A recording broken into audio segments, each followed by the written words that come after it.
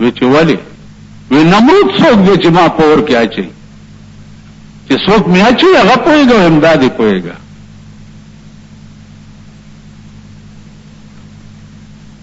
نو چې اور ته وغورځولو، اور ته څه وویلی شو؟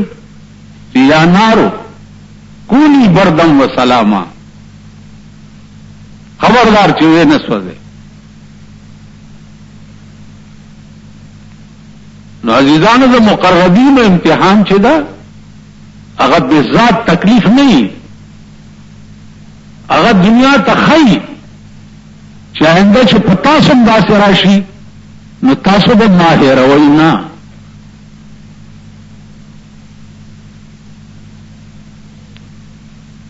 نو ما تاسو ته عرض کړی چې انبیاء سره الله پاک قسمه قسم امتحانات پر راوستي دي، او د انبیاء امتحان چې وو هغه به ابتلا وه، او موږ باندې چې کوم تکلیف راشي ګوره دا سزا وي.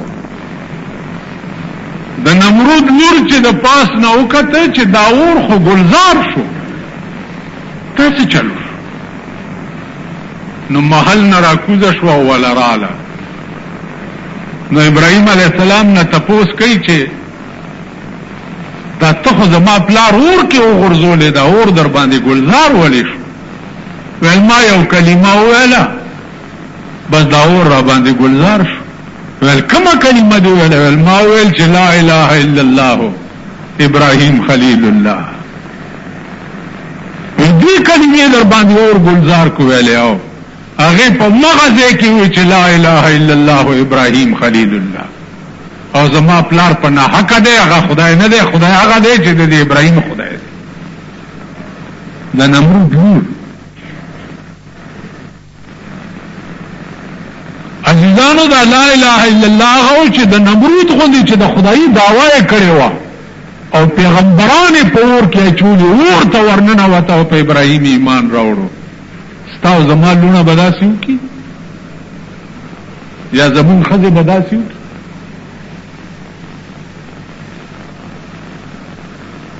نو عرض مدا وزیدانو چې دا عرش اعتقاد غواړي او ایمان غواړي.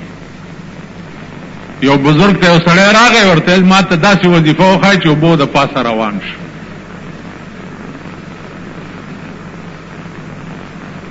ویل داسې وظیفه ویلو؟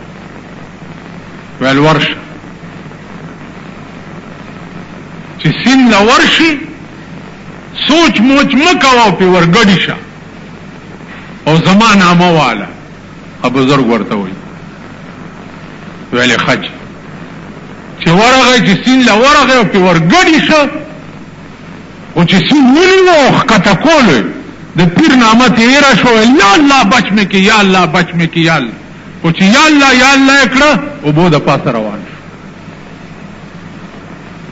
خو په اوبو وګرځېدو بزرګ ته بیا راغی، څنګه چلو شو هلکه؟ ویل چې زه خو لاړم په اوبو چې ورګډي شوم ستا نوم رانه هېر شو، چې اوبو ګېرولم څه وخت کې الله الله مې د خولې نه ووتل. وی بچیه دغه وخت کې ستا زړه کې بل څه وو؟ زما نامه دې ډکې واوې نه وې، د ښځې دې واوې چې نه وې، د بچو دې واوې چې نه، هېڅ نه و سوا د الله نه، چې په دغه وخت کې دې دریاب کې مې د الله نه سوا بل څوک بچ کولی نشي. ویل دا یاد لره په اوبو مغه خلک ګرځېدی شي چې زړه نه هر څه وځي او الله پکې راشي. خو ستاسو زړه کې الله شته؟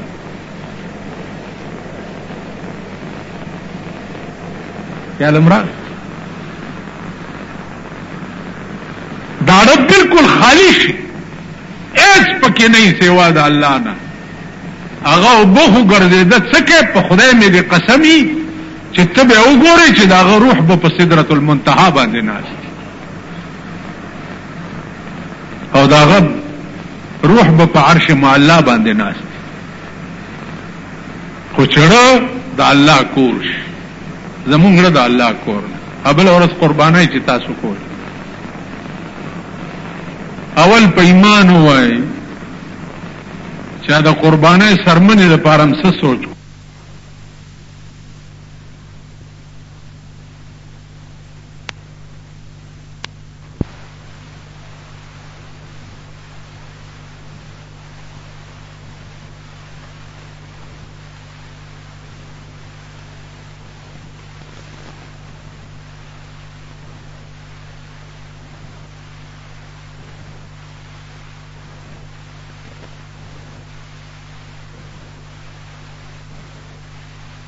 بلکې هغه به ځان ته خدای هم وي. دا خلقو ته ویلیو چې تاسو څه کوئ؟ ما ته وایي چې څه غواړئ چا در کومه، نو ما نه لوی خدای بل څوک دی.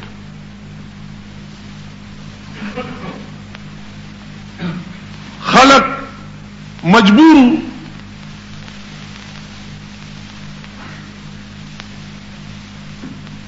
د یری ورطلب د تبع خدایم وی سجدی به ورته کولی. کافی زمانہ دنیا په دې قهر اخته وه. ابراهیم علیه الصلاۃ والسلام په خپل زندګۍ کې هر حربه ور سره استعمال کړه.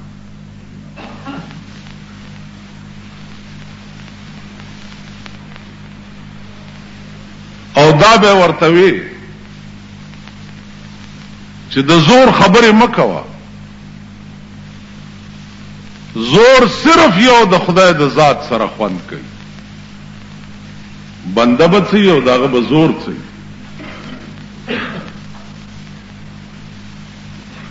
هغه به وی چې د خدای ذات زیم. ابراهیم علیه السلام به ورته وی چې د خدای ذات چې څه وخت کې تار ونیسي زه به بیا درته وایم چې تو ځان خلاص کړه.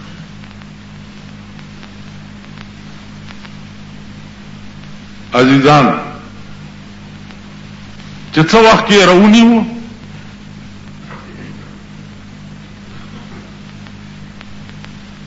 بیا ځان نه خلاصېده او راویني و داسې چې نه توپی دی او نه ټینکونه دی او نه جازونه دی. یو وړوکی غوندې ماشه دی او په دې سپېږمه کې ننوته او دلته کېناست. ډغرې به والې او ځمکې سره به ټوپونه والو. غرق شم تباه شم الا وهی مې په سر سر. کېړی به خلقو په لاس کې راوړې او د ده په دا سر به ټکولو چې سر به ولا ټکولو او ماشه به په آرام شو. کینی بنګېدم. ابراهیم علیه السلام ورته فرمایل چې اوس د خدای ذات ته که یو بل ذات ته چې چاته راونیوي ورشه د خپل فوج تماشه دی وکړه. فوج ټول ماشو خوړلی تیاره پې راغلی وه چې تیاره لاړه په میدان کې د زرګونو فوج دانچې ولاړې وې د هډوکو غوښه ورپورې نه وه. واده و په لاره روان دي. ابراهیم علیه السلام ورسره بیبي ده. د هغه بادشاه قانون داو چې کم سړي سره به ښځه وه نو هغه به یې اخسته او چې خور به وه ورسره نو هغه به یې نه اخسته. اوس د پیغمبر د شان سره چې ښځه ته وایي نو ابراهیم علیه السلام خپلې بیبي ته ووی چې کتا نه تپوس وکړو چې د دې څه کېږي نو ته ورته یې زه یې خور یم. ولې؟ ځکه چې په اسلام کې مسلمانان سړي او ښځې اسلامي ټول رونه او خویندې انما المؤمنون اخوه. نو هغه خبره دا وه چې ابراهیم علیه السلام ورته وی چې چونکه په اسلام کې ته زما خورې شریعت کې زما ته په عقد نکاح اغستی نو ته ورته وای چې زما رور دی ادا چل. نو زما عزیزانو عرض داو چې دا شی صورت په ظاهر د دروغو حقیقت خدا سے نو او ارشے چې دی هغه یو حقیقت او یو ماهیت لري. امتحان د ابراهیم علیه السلام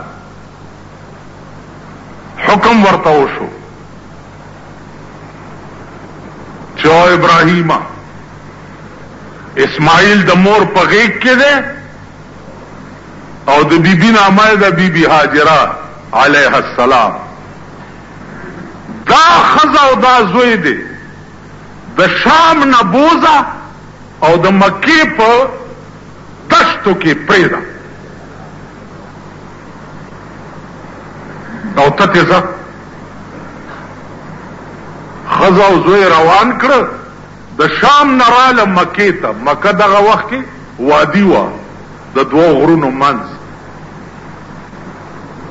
کم ځای کې چې اوس آب زمزم کوې دی دغه ځای کې ښځه او بچی کینول او دی ترې روان شو. ښځې ورته ویل چېرته ځې سړیه دا مونږ دې چېرته پرېښو؟ ویل چې چا راته ویلي دي هغه ته مې پرېښوی او زه درنه لاړم شام ته. بیبي هاجرې ورته ویل چا درته ویلي دي؟ ویل او چا راته ویلي دي چې اسماعیل او هاجره دلته پرېږده او ته ځه. ویل ځه چې چا درته ویلي هغه پوهېږه او زمونږ بندوبست پوهېږه. ښځه وه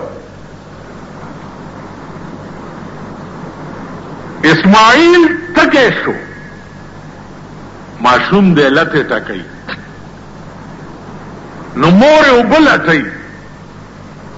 د دې صفا مروه په دې منځ کې بیبي هاجرې او ترې منډې ووالې. کله به په یو غونډۍ وخته اوبه به یې لټولې، کله به په بله غونډۍ وخته اوبه به یې لټولې. آخر اوبه نه وې، ناامیده را روانه شوه. چې را روانه شوه دلته جبرائیل علیه السلام ته حکم وشو چې ورشه د اسماعیل په دې خپو کې اوبه راوباسه. دلته ټکولې او د خپو کې د اوبو چینه راوخوټ کېده. چې چینه راوخوټ کېده بیبي هاجرې وویل چې الحمدلله اوبه خو پیدا شوې، خو زرې شګې راټولې کړې او اوبو نه ګیر چاپېر واچولې چې چېرته اونه بیږي خلاصې به شي. آب زمزم زمزم ویلې شي ادرېږه.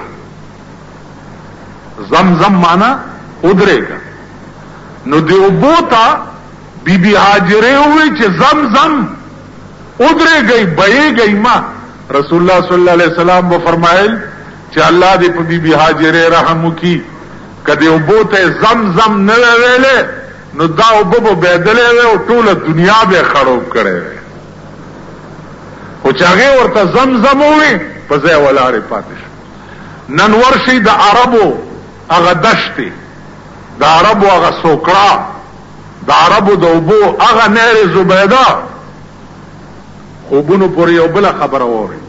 زبیده د بادشاه ښځه وه، د بادشاه ښځه وه. خوب یې ولیده چې دا ټوله دنیا ما سره بدفعلي کوي.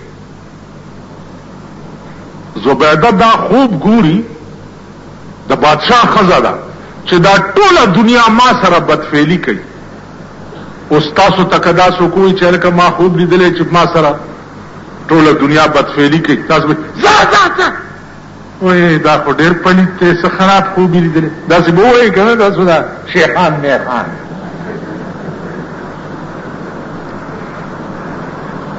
علامه تراله زبیده وی داسې خوب مې لیدلی دی چې دا ټوله دنیا ما سره بدفعلي کوي. ورته خوب دې رښتیا هم دا لیدلی دی؟ ویل ویل ستا د لاسه به الله داسې کار والي چې ټوله دنیا به ته فایده اخلي. ستا د خوب دا تعبیر دی. نو زبیدی بیا د شام نه دا نهر راوستی دی مکې ته، چې هغه وخت کې د اوبو قحط نو د شام نه نهر را روان کو او د مکې په کوڅه کوڅه کې ګرځولی دی او په دا ټاکای لګېدلي دي او اهل مکه ټول د هغې کوو نه اوبه راوباسي او کورونو ته. نهر زبیده اوسم شته. اسیم خوب په ظاهر یو شی او د هغې تعبیر چې دی هغه بالکل برعکس. تاسو خیال راکړئ. نو اوبه ودرې دي او بی بی هاجره حیرانه ده. عزیزانو دغه وخت کې د خوراک څه بندوبست کیږي. په دې لاره قافلې ځي شام ته، مدینې ته. داسې هغه قافلو والا وایي چې دا فقیران ناست دي دلته څه ونه څه وله ورکوي. دا یې ګذر اوقات. په دې اسنا کې اسماعیل علیہ السلام د 12 کالو شو او مور به په دغه ځای ناسته وه او د قجورو چوپړه یې جوړه کړې وه او په دغه کې به مور او زوی 14 کاله دلته اوسېدي. حد دی د امتحان.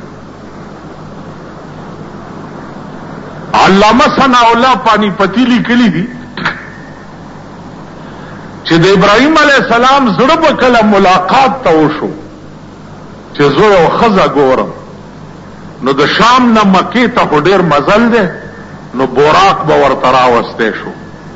په بوراک به سور شو. بوراک مطلب دی د هلیکاپټر. دې کې به سور شو را بغیر په مکه کې د دوی ملاقات به وکړه. بیا به ورته چې ودې کته اوس ځه، نور زیات به نه یې سارېږي دلته. حدو د امتحان.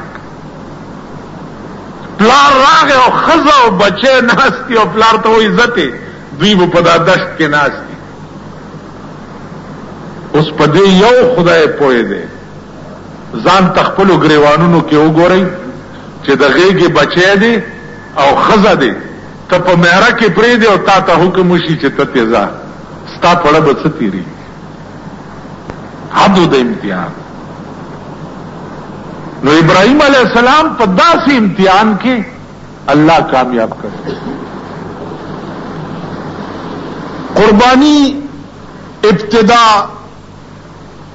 د آدم علیہ السلام د زامنو نشوي و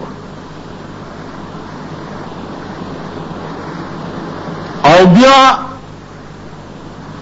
اهم امتحان الله پاک په ابراهیم علیہ السلام کړ. هغه امتحان د ابراهیم علیہ السلام الله جناب رسول الله صلی الله علیه وسلم ته بیان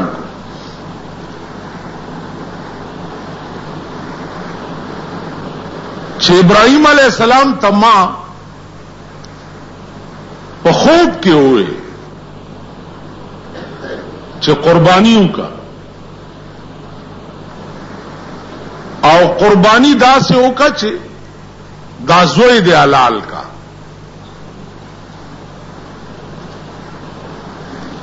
د چې سار را پاسې ده زوی را وغوښتو.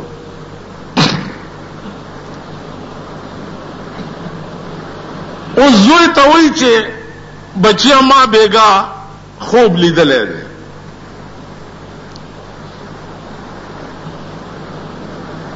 او خوب داسې دی چې زه تا حلالوم.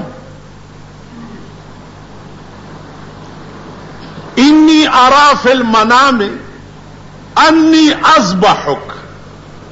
ما په خوب کې ولیده چې زه تا حلالوم. اوس فانظر ماذا ترى. بچیا تم وګوره چې ستا څه خیال دی، سزے ته د دماغ رسی، فکر وکا. او زوی ورته وایي چې زما پلار پیغمبر دی او د پیغمبر خوب چې دی هغه هم وحی وي. ما څه کار دی چې زه به د پیغمبر د خوب متعلق سوچ کوم یا به فکر کوم